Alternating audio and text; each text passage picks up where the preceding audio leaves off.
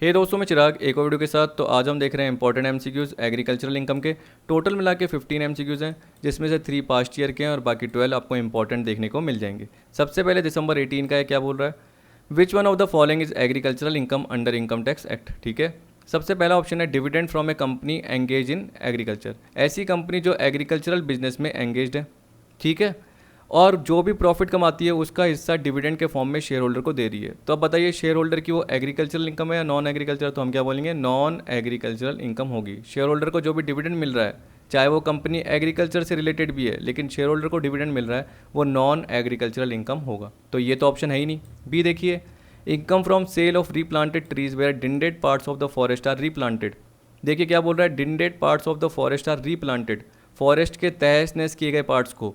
आपको पता है कि वो तहस नहस कैसे किया गया, यानी डिस्ट्रॉय कैसे किया गया, इलीगल एक्टिविटीज़ की वजह से। थोड़े समय में पैसा कमाने के लिए क्या करते हैं, जो भी फॉरेस्ट से रिलेटेड माफियाज़ हैं वो जंगल को काट देते हैं और जो भी लकड़ियाँ हैं वो जनरली बेच के आ जाते हैं, ऐसे कर दिया। या माइनिंग की वजह से भी क्या हो गया, फॉरेस्ट को नुकसान पहुँच गया, तो फॉरेस्ट एक तरीके से डिस्ट्रॉय हो गए। लेकिन उसको आपने रीप्लांट किया, मतलब आपने उस पर बेसिक ऑपरेशन किया, उसके बाद आपने सब्सीक्वेंट ऑपरेशन करके फॉरेस्ट्री से रिलेटेड जो भी है, फिर आपने उसको मार्केट में बेच दिया। मार्केट में बेचने से जो इनकम हुई वो क्या हुई, तो बेसिक भी किया और सब्सीक्वेंट ऑपरेशन भी किया, तो एग्रीकल्चरल इनकम। ये मैंने करवाया हुआ है, अदर एग्रीकल्चर इनकम में जाके देख लेना, सेकेंड वीडियो में बताया था शुरू वाले पार्ट में। ठीक है, तो ये एग्रीकल्चरल इनकम है। सी देखिए, income from the land use for storing agricultural produce. देखिए मैंने आपको ये बताया था कि आपका खुद का एग्रीकल्चर लैंड है, ठीक है, या आपने किसी को रेंट पे दे दिया, वो उस पर एग्रीकल्चर एक्टिविटी कर रहा है मान के चलिए। अब उसको रहने की ज़रूरत है, तो आपने क्या कर दिया, आपकी जो बिल्डिंग बनी हुई है एग्रीकल्चर लैंड पे उसको रहने के लिए दे दी।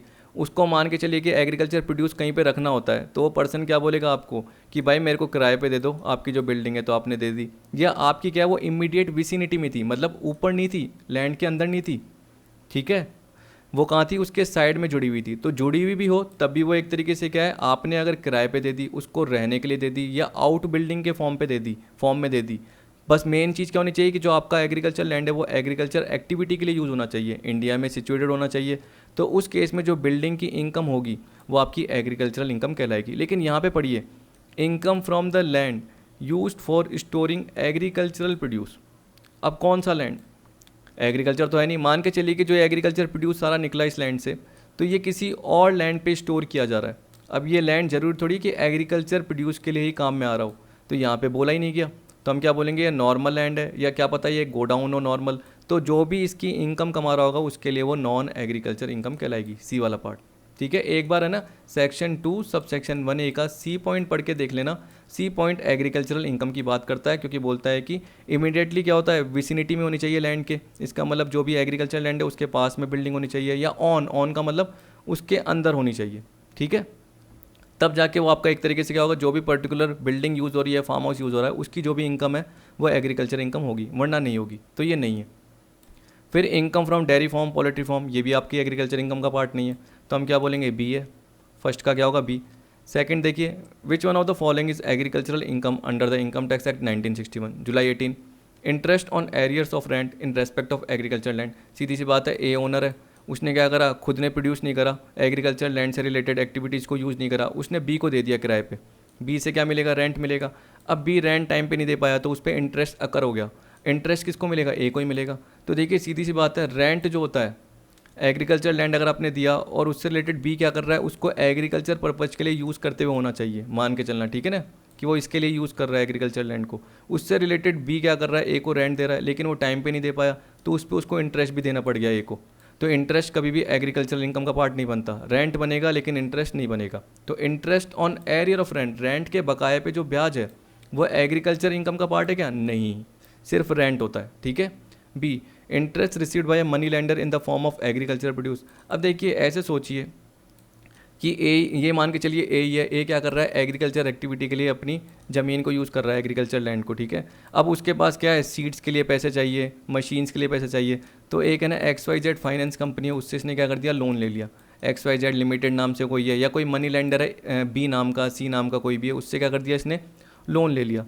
अब लोन पे क्या करेगा, पर्टिकुलर प्रिंसिपल अमाउंट देगा और साथ में इंटरेस्ट भी देगा ए।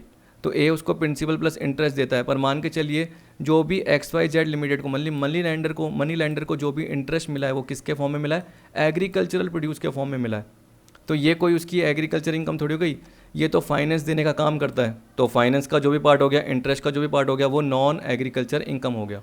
तो मनी लेंडर को जो भी इंटरेस्ट की इनकम होती है वो उसकी नॉन एग्रीकल्चर इनकम होती है, चाहे उसको वो कैश में मिले चाहे वो काइंड में मिले। ये देखिए, ये वो नहीं है रेंट इन काइंड, याद रखना कि एग्रीकल्चर प्रोड्यूस दे दिया, ये मनी लेंडर से रिलेटेड है।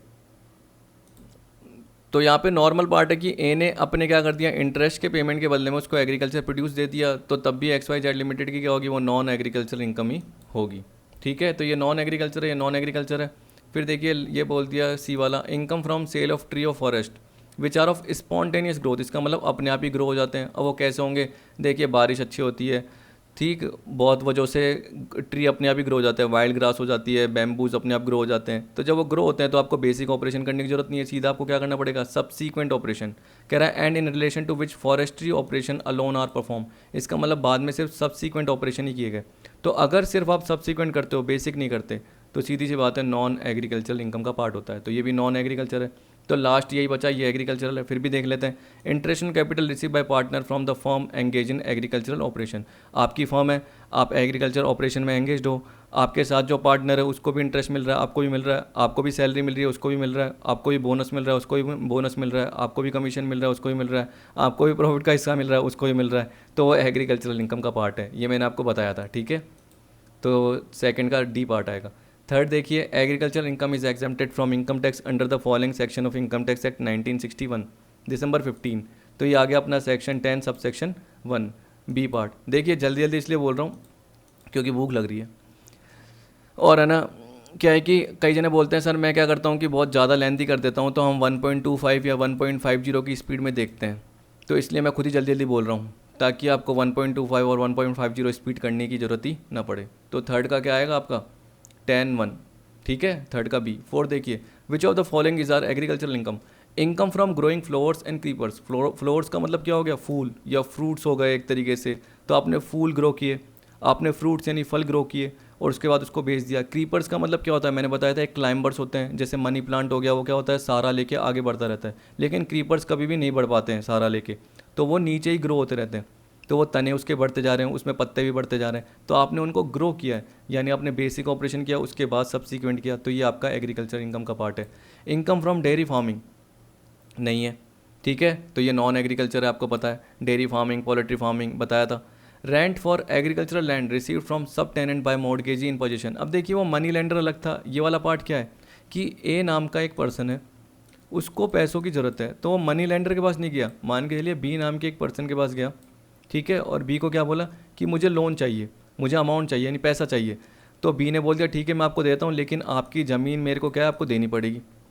ए की जो ज़मीन है, ए क्या है एक एग्रीकल्चर लैंड का ओनर है, तो ये एग्रीकल्चर लैंड है। अब वो बी क्या करेगा, उसने अपने पास रख दिया, अपने पोजीशन में ले ली, तो बी क्या कहलाएगा मॉर्गेजी, और बी ने इसको लोन दे दिया ए को आराम से। अब ए है ना लोन का जब पेमेंट कर पाएगा सारा का सारा, तब जाके वो अपनी ज़मीन छुड़ा देगा, लेकिन तब तक बी उसको आराम से यूज़ कर सकता है क्योंकि बी ने लोन दिया है और इसकी एग्रीकल्चर लैंड को अपने पास रखा हुआ है। अब बी क्या कर सकता है, या तो खुद ही उस पर एग्रीकल्चर एक्टिविटी कर ले या कुछ और कर दे, उसकी मर्जी है, जरूरी थोड़ी है एग्रीकल्चर इनकम ही कमाए, उसकी मर्जी है। लेकिन बी ने क्या करा, किसी सब टेनेंट को मतलब सी को किराए पे दे दिया, सी ने उस पर क्या दिया, इसको रेंट दिया। और सी याद रखना, सी लास्ट में जो भी चीज़ है वो एग्रीकल्चर एक्टिविटी के लिए होनी चाहिए, तो सी भी इसको एग्रीकल्चर पर्पज़ के लिए यूज़ करने वाला होना चाहिए, ठीक है। अगर बी खुद भी करता, जो भी एग्रीकल्चर प्रोड्यूस निकलता खेतों से और उसको बेचता, तो एग्रीकल्चर इनकम होती, लेकिन सी को किराए पे दे दिया, सी इसको एग्रीकल्चर प्रोड्यूस के लिए यूज़ कर रहा है, सी की जो इनकम है वो एग्रीकल्चर इनकम तो होगी, लेकिन बी को जो रेंट मिला, बी को जो रेंट मिला किससे, सब टेनेंट से, किसको मिला, मॉर्गेजी को रेंट मिला, किससे, सब टेनेंट से। इसका मतलब बी को सी से रेंट मिला, तो वो बी की क्या हो जाएगी, एग्रीकल्चरल इनकम हो जाएगी। तो फर्स्ट भी है और थर्ड भी है, तो फोर्थ का आपका आ जाएगा बी।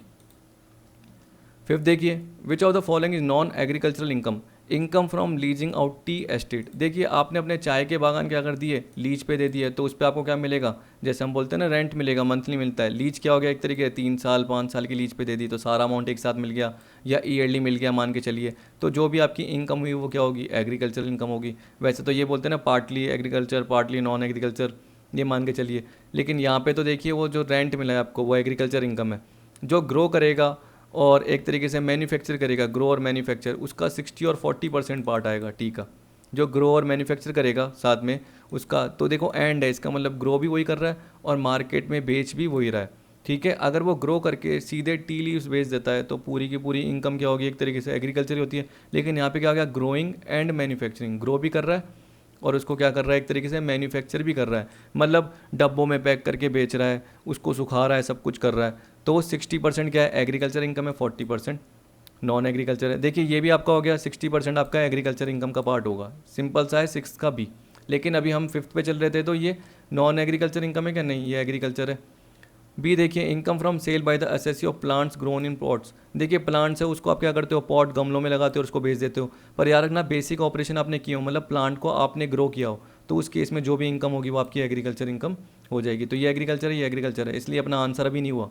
अगला देखिए, C amount received in reward by a farmer for growing more crops on his field. देखिए मैंने आपको जब ये ऑप्शन बताया था, जब मैंने पीडीएफ कराई थी, यानी सेकंड वीडियो कराई थी थियोरटिकल कॉन्सेप्ट की, इसमें थर्ड क्वेश्चन बताया था, award received by a cultivator for giving highest production of his crop. तो उस केस में क्या था, वो नॉन एग्रीकल्चर इनकम था। तो देखिए इसमें क्या बोल रहा था, it is not agricultural income because it is neither earn from use of land for agriculture purpose not derive from sale of agriculture produce. ठीक है, ना ही वो एग्रीकल्चर प्रोड्यूस को बेचने से ड्राइव हुई है, ना ही एक तरीके से लैंड को यूज़ करने पर जो रेंट वेंट मिला है, ऐसा कुछ नहीं है। वो तो आपने ज़्यादा ग्रो किया है, तो वहाँ की पंचायत क्या कर रही है आपको, वहाँ की जो भी अथॉरिटी है वो क्या कर रही है, आपको अवार्ड दे रही है। बहुत सारे किसान आपस में मिलते हैं साल में और बताते हैं कि हमने इतनी ज़्यादा खेती करी है, तो वहाँ की अथॉरिटी क्या कर रही है, आपको अवार्ड दे रही है और अमाउंट दे रही है, तो आपकी नॉन एग्रीकल्चर इनकम है, एक तरीके से इनकम फ्रॉम अदर सोर्स में चली आएगी। तो फिफ्थ का आपका क्या आएगा, सी पार्ट आएगा। डी क्या है, एग्रीकल्चर इनकम है, क्योंकि आपको पता है कि टोबैको को बेचने के लिए उसको सुखाना जरूरी है, सुखाए बिना वो नहीं बिक सकता, यही मान के चलिए। उसके लिए मार्केट के लिए खरीदार उपलब्ध नहीं होता, तो उसको सुखाना जरूरी है, उसके बाद ही आप बेच पाओगे, तो वह एग्रीकल्चरल इनकम का पार्ट है। ठीक है, तो सी आपका आंसर है फिफ्थ का, क्योंकि हमें नॉन एग्रीकल्चर देखना था। सिक्स देख लिए मैंने आपको बता दिया कि टी जब भी आप क्या करोगे, ग्रो और मैन्युफैक्चर करोगे, तो एग्रीकल्चर इनकम कितनी आएगी, सिक्स का B, 60% of income from such business, 40% क्या होगी, नॉन एग्रीकल्चरल होगी। अब देखिए रबड़ में मैंने क्या बताया था, 65 और 35, तो एग्रीकल्चर इनकम कितनी है रबड़ से रिलेटेड, 65%, तो सेवन्थ का क्या होगा, सी होगा। फिर मैंने है ना आपको कॉफ़ी का बताया था, कॉफ़ी में क्या बताया था कि अगर ग्रोन एंड क्योर कर रहे हो सिर्फ, तो उस केस में 75-25, तो एट्थ का आपका क्या होगा, बी 75। ठीक है, इस तरीके से आपको सोचना है। नाइन्थ में देखिए क्या बोल रहा है कि आप जो कॉफ़ी है उसको ग्रो कर रहे हो, क्योर कर रहे हो, लेकिन उसके बाद देखो रोस्ट भी कर रहे हो, ग्राउंड भी कर रहे हो, उसको ग्राइंडिंग कर रहे हो। इसके अलावा चाहे उसमें है ना आप चिकोरी और मिक्स जो फ्लेवर है, कलर जो भी होता है वो मिलाओ या नहीं मिलाओ, उससे कोई फ़र्क नहीं पड़ता। लेकिन अगर आपने ग्रो और क्योर के बाद उसको रोस्ट भी कर दिया, क्योर का मतलब क्या होता है, प्योरीफाई करना, रोस्ट का मतलब क्या होता है, भूनना। ठीक है, ग्राउंडिंग का मतलब क्या होता है, उसको ग्राइंड करना, छोटे छोटे पीसेस में एक तरीके से कर देना, ये हो गया एक तरीके से। तो अगर आप रोस्टिंग एंड ग्राउंडिंग भी कर रहे हो, तो फिर वो 75-25 की जगह क्या हो जाएगी, 60 और 40 हो जाएगी। तो अपना नाइन्थ का क्या हो जाएगा, ए। एग्रीकल्चर इनकम बोलिए ना, अगर नॉन एग्रीकल्चर बोले तो 40% पे जवाब देना है, लेकिन अभी एग्रीकल्चर बोलिए तो 60%, तो 75-25 की जगह वो 60-40 हो गई। ठीक है, 10 देखिए, if the assessee is engage in the business of manufacturing some product other than tea, rubber और coffee, for which he use is own agriculture produce, then agriculture income in that case sale भी। देखिए कभी भी अगर आपको ये दिक्कत आ रही है, तो इसमें आप शुगर कैन वाला एग्जांपल देखिए कि आप अपने लैंड पे शुगर कैन प्रोड्यूस करते हो, और जैसे ही वो प्रोड्यूस होता है उसको आप अपनी मैन्युफैक्चरिंग एक्टिविटी, जहाँ पे आप अपने शुगर या जैगरी यानी चीनी या गुड़ को प्रोड्यूस करते हो, तो उस पर्टिकुलर गन्ने को आप यहाँ ले जाते हो। ठीक है, तो आपने अपने लैंड पे शुगर कैन प्रोड्यूस करा, ठीक है, उसके बाद उसको मैन्युफैक्चरिंग में लगा दिया, शुगर के पे, चीनी पे या गुड़ पे। तो उस केस में मैंने क्या बताया था कि एग्रीकल्चर इनकम कैसे निकलेगी, market value of such agriculture produce, क्योंकि उस एग्रीकल्चर प्रोड्यूस को हमने बेचा नहीं है, हमने मैन्युफैक्चरिंग के लिए यूज़ कर लिया। तो अगर इसको मार्केट में बेचते तो कितने रुपए मिलते, माइनस जो भी कल्टीवेशन के एक्सपेंस आए, जो भी इसको उगाने के खर्चे आए, एंड द कह रहा minus the expenses incurred for cultivation of such agriculture produce, तो कल्टीवेशन कॉस्ट को लेस कर दो, बाकी जो इनकम आ गई वो एग्रीकल्चर इनकम आ जाएगी। ठीक है, और जो है मार्केट वैल्यू एग्रीकल्चर प्रोड्यूस की, बिजनेस इनकम मतलब शुगर की मैन्युफैक्चरिंग के लिए, यही आपकी कॉस्ट कहलाती है, याद रखना। तो जो सेल कहला रही है एग्रीकल्चर प्रोड्यूस के लिए, एग्रीकल्चर इनकम के लिए, वही मैन्युफैक्चरिंग वाली शुगर के लिए कॉस्ट कहलाती है, ये भी आपको पता है। तो 10th का आपका होगा सी। अब देखिए बोल रहा है 11th, which of the following is an agriculture income. देखिए इसमें बोल दिया विच of the following is an agricultural income, ये तो मैंने पढ़ ही लिया ना। Dividend paid by A company out of its agriculture income, देखिए मैंने आपको यही बताया कि ये जनरली नॉन एग्रीकल्चर है, ऊपर बताया था। Share of profit of A partner from A firm engage in agricultural operation, ये मैंने आपको बताया था कि ये आपका एग्रीकल्चरल इनकम का पार्ट है। सैलरी, कमीशन, बोनस, ये मैंने आपको बताया था, इंटरेस्ट ऑन कैपिटल और प्रॉफिट का हिस्सा भी याद रख लेना, ये भी आपका एग्रीकल्चर इनकम का पार्ट है। तो 11th का आएगा आपका B. Income from supply of water by assessee from a tank in its agriculture land, आपके एग्रीकल्चर लैंड में एक टैंक है, उसमें पानी भरा है और वो आप क्या करते हो, सप्लाई करते हो, और उसके थ्रू जो भी इनकम होती है वो एग्रीकल्चर इनकम थोड़ी भी नहीं, वो कहीं हमने पढ़ा ही नहीं, कहीं दे ही नहीं रखा, सीधी सी बात है, और वो बेसिक सब्सिक्वेंट ऑपरेशन से रिलेटेड आ भी नहीं रहा, तो ये नॉन एग्रीकल्चर है। तो अपना आंसर तो बी आ गया, फिर भी अपन आगे पढ़ते हैं ना क्वेश्चन समझने के लिए, इसलिए interest received bye a money lender in the form of agriculture produce, आपको बताया था मैंने, मनी लेंडर से रिलेटेड याद रखना, मॉर्गेज ही अलग होता है, मनी लेंडर अलग होता है, ये तो एक तरीके से मान के चलिए कि इसका काम ही फाइनेंस प्रोवाइड करने का है, ठीक है। जबकि मॉर्गेज ही क्या है, उस पर्टिकुलर लैंड को या तो खुद यूज़ करेगा या उसको किसी क्या है किसी और पर्सन को किराए पे दे देगा, जैसे किराया मिलेगा वो उसकी एग्रीकल्चर इनकम होगी। लेकिन यहाँ मनी लेंडर को जो भी इंटरेस्ट रिसीव हो रहा है और इंटरेस्ट कैश में नहीं मिल रहा है, एग्रीकल्चर प्रोड्यूस के फॉर्म में मिल रहा है, तो वो क्या हो गया एक तरीके से नॉन एग्रीकल्चर इनकम। तो अपना आंसर होगा 11th का बी। 12 देखिए, what are the income are considered as an agricultural income, any rent received from land which is used for agriculture purpose, India में लैंड होना चाहिए और एग्रीकल्चर पर्पज के लिए होना चाहिए, तो अगर आपने वो किराए पे दे दिया तो जो रेंट मिला, ठीक है। Any income derived from such land by agricultural operation, आप खुद क्या कर रहे हो, उस पर एग्रीकल्चर ऑपरेशन कर रहे हो, या जो भी कल्टीवेटर है या जिसको एक तरीके से क्या है कि आपने किराए पे दिया है, वो खुद यूज़ कर रहा है, तो उसको जो भी एग्रीकल्चर इनकम होगी वो उसकी एग्रीकल्चर एक्टिविटी से रिलेटेड है। Income attributable to farm house, देखिए ये जनरली फार्म हाउस ये मान के चले हम कि जो एग्रीकल्चर लैंड है उसके साथ जुड़ा हुआ है, ये मान के चलिए, या ऊपर, क्योंकि यहाँ पे अब ये सिंपल सा क्वेश्चन था इसलिए, क्योंकि मैंने ऑल ऑफ द अबव के फॉर्म में दे दिया इसलिए, तो 12th का डी होगा, ठीक है। कह रहा है ना income attributable to farm house, इसका मतलब एग्रीकल्चर लैंड में से जो इनकम फार्म हाउस से रिलेटेड है, बस वो पार्ट, तो इसलिए 12th का डी। 13 देखिए, which of the following is non agricultural income, आप खुद सोचिए कि कौन सी नॉन एग्रीकल्चर होंगी। Income from agriculture in Nepal, Nepal India में नहीं है यार रखना, नेपाल तो क्या है बाहर ही है, तो उससे रिलेटेड हम क्या बोल देंगे, आउटसाइड एक तरीके से आपका एग्रीकल्चर का पार्ट और उसकी इनकम हुई, तो वो नॉन एग्रीकल्चर इनकम ही कहलाएगी। Reward received from higher yield, वो बताया था मैंने कि आपको क्या कर रही है, आपकी पंचायत या अथॉरिटी क्या कर रही है, रिवॉर्ड दे रही है, क्योंकि आपने ज़्यादा प्रोडक्शन किया है, ज़्यादा खेती, जो भी क्या बोलते हैं, जो भी कल्टीवेशन का पार्ट है या कल्टीवेशन का पार्ट है या जो भी खेती का पार्ट है वो आपने ज़्यादा किया। अब बोला नहीं जा रहा क्योंकि थोड़ी सी आवाज़ बैठ गई है। C point, income from letting out agricultural machinery, अब देखिए यहाँ पे आप सोचिए कि ये भी तो नॉन एग्रीकल्चर होगी, क्योंकि एग्रीकल्चर मशीनरी तो मैंने कहीं नहीं बताया, तो अगर आप अपनी एग्रीकल्चर मशीनरी को किराए पे देने का काम कर रहे हो और उससे जो आपको इनकम मिली है तो वो तो नॉन एग्रीकल्चरल इनकम ही होगी। क्या पता आपका बिजनेस ही है, ठीक है, तो उस केस में आपका पीजीबी में चले जाएगा। आपने ऐसे ही दे दी तो आपका इनकम फ्रॉम अदर सोर्स में चले जाएगा, ऐसे हो गया। तो A B C D all of the above तीनों ही नॉन एग्रीकल्चर इनकम है। Any profit earn from purchasing and selling standing crops, कितना बकवास है ये। देखिए आपको पता है कि नॉन एग्रीकल्चरल इनकम होगा, क्योंकि आप स्टैंडिंग क्रॉप को खरीद रहे हो सीधा और बेच रहे हो, तो आपने उस पर बेसिक ऑपरेशन किए ही नहीं, आप सीधा क्या कर रहे हो, हार्वेस्ट कर रहे हो, मतलब फसल को खरीद के उसको काट रहे हो, उसको बेच रहे हो। स्टैंडिंग क्रॉप को खरीद रहे हो तो आप क्या कर सकते हो, उस पर से सब्सिक्वेंट ऑपरेशन करोगे, या क्या पता आप डायरेक्ट ही खरीद के बेच रहे हो, ऐसे भी हो सकता है। तो 14 का C part non agricultural income. 15, if any agriculture land is sold it is covered under the head, देखिए ट्रांसफ़र हो गया लैंड का एग्रीकल्चर का, अब वो कौन सा है, अर्बन रूरल, तो आपको पता है कि मैंने बोला था कैपिटल गेन में बताऊंगा आपको, तो अभी तो आप ये सोच लीजिए कि 15 का ए ही होगा क्योंकि बेचा है, ठीक है। एग्रीकल्चर लैंड को यूज़ नहीं करा, उसको आपने क्या कर दिया, बेच दिया, तो वो ट्रांसफ़र हो गया, तो कैपिटल गेन का आपका पार्ट आ गया 15 का ए। तो आई होप ओनली 18 से 20 मिनट की वीडियो थी, इसमें आपका सारा पार्ट कवर हो गया, ज़्यादा टिपिकल नहीं थे। अब देखिए कोई आपको बोलता है कि ये इंपॉर्टेंट है, वो है, ज़रूरी नहीं है, क्योंकि मैंने क्या बताया, देखो कितने सिर्फ 3 क्वेश्चन आए, लोग पता नहीं क्यों बोल रहे हैं कि इंपॉर्टेंट है। इंपॉर्टेंट कुछ भी हो सकते हैं, वो तो क्या है दिसंबर में आया 18 में और जुलाई 18 में आया। अब देखिए जून 19 और दिसंबर 19 में आपको नहीं दिखा, आप चेक कर लेना, आपको नहीं मिलेगा, मिलेगा भी तो लिस्ट 1 लिस्ट 2 में मिलेगा, ऐसे मिलेगा कि एग्रीकल्चर इनकम किस सेक्शन में जाएगी, वो तो वैसे ही मैंने आपको बता दिया, ठीक है। और मैं कुछ क्वेश्चन इसलिए छुड़वा देता हूँ एग्रीकल्चर ये, क्योंकि वो आगे आते हैं किसी से लिंक होते हैं, तो मैं आपको फिर आगे का बता नहीं पाता, इसलिए मैं छुड़वा देता हूँ, ताकि जब भी आगे कोई आएगा टॉपिक तो उसके साथ कवर कराऊंगा। जैसे सैलरी के साथ लिस्ट 1 लिस्ट 2 वाला आ गया, 2 सैलरी का आ गए और 2 एग्रीकल्चर का आ गया और बेसिक कॉन्सेप्ट वाला आ गया, तो मैं कैसे करवा पाऊँगा, नहीं करवा पाऊँगा जब तक कि मैं आपको सैलरी का नहीं बता देता। इसलिए मैंने ये इंपॉर्टेंट कवर किए हैं जो कि आपको देखने को नहीं मिलेंगे कहीं पर भी, ठीक है। आई होप आपको वीडियो पसंद आई होगी। वीडियो देखने के लिए थैंक यू।